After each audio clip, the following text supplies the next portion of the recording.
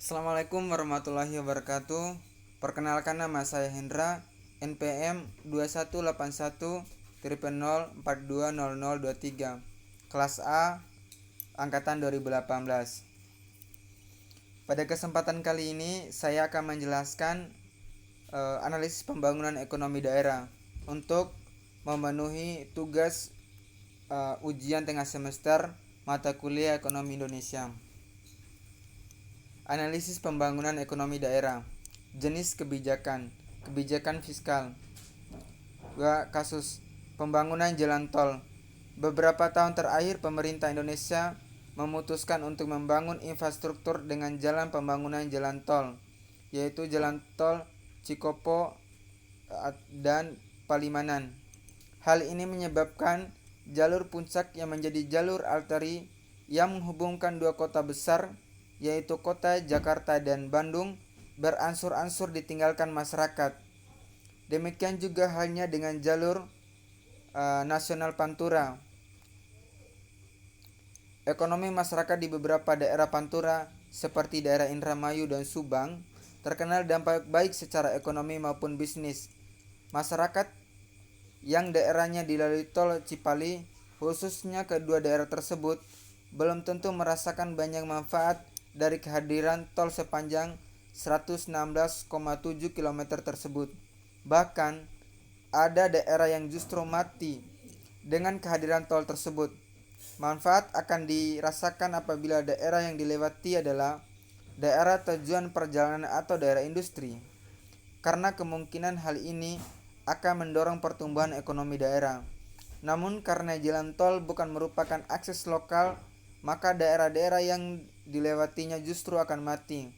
Akan dipastikan sisi ekonomi usaha mulai dari pedagang hingga angkutan umum di sekitar Pantura akan terganggu akibat dioperasikannya tol Cipali tersebut. Hal serupa juga terjadi bagi pengusaha rumah makan di kawasan Pantura dan sekitarnya yang kolaps akibat pembangunan infrastruktur jalan tol tersebut. Selain itu, omset SPBU yang ada di daerah sekitar Pantura terkena dampak penurunan omset sekitar 50% secara pelan tapi pasti. Kelompok masyarakat yang memiliki usaha mikro kecil menengah akan merasakan dampaknya dan terancam usahanya. Kelompok usaha ini terdiri dari pengusaha rumah makan atau restoran, penyediaan jasa penginapan, pusat oleh khas daerah, pengusaha SPBU, dan lain-lain. Dampak pun bervariasi, mulai dari omset yang menurun drastis hingga gulung tikar. Selain pembangunan jalan tol Cipali, contoh lainnya adalah pembangunan tol Brebes Timur sampai Grinsing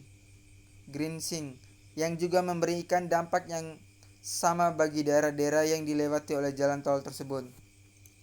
Ketiga, bagaimana realisasi dari kebijakan tersebut? Tidak maksimal dirasakan karena kelembagaan yang dibangun tidak memikirkan usaha-usaha yang sudah berkembang lebih dahulu hilang atau mati, khususnya para UMKM yang berada di sekitar pembangunan jalan tol tersebut.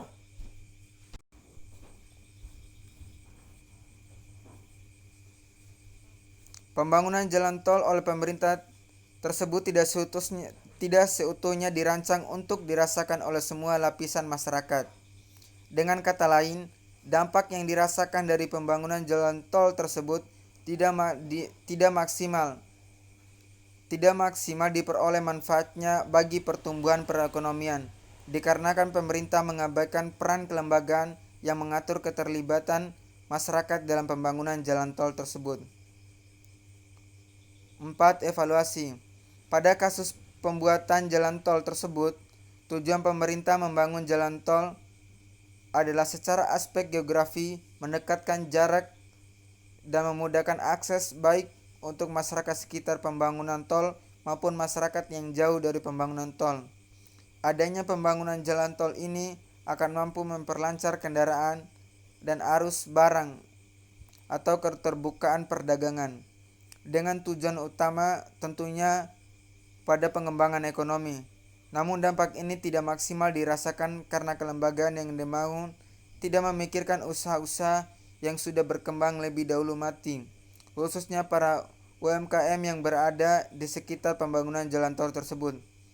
Pembangunan jalan tol oleh pemerintah tersebut tidak seutuhnya dirancang untuk dirasakan oleh semua lapisan masyarakat.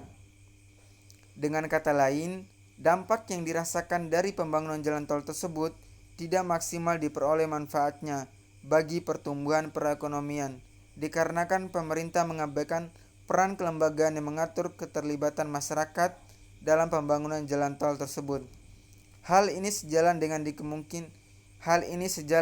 yang dikemukakan oleh Rothschild NL 2004 bahwa kualitas dari institusi sebagai penentu utama dari tingkat pendapatan masyarakat suatu negara atau perekonomian negara. Strategi yang sesuai menurut pendapat saya, seharusnya pemerintah harus mampu mengakomodir para pengusaha ditempatkan di tempat yang ramai seperti rest area tol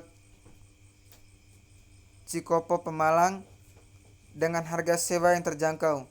Selain itu, pemerintah daerah harus mengizinkan UKM untuk masuk ke daerah rest area dan melarang pengusaha besar untuk masuk ke dalam rest area dengan membentuk regulasi daerah, membentuk kebudayaan atau pariwisata baru agar menjadi daya tarik pengunjung, dan masing-masing pemerintah daerah memberikan pelatihan untuk pembangunan usaha.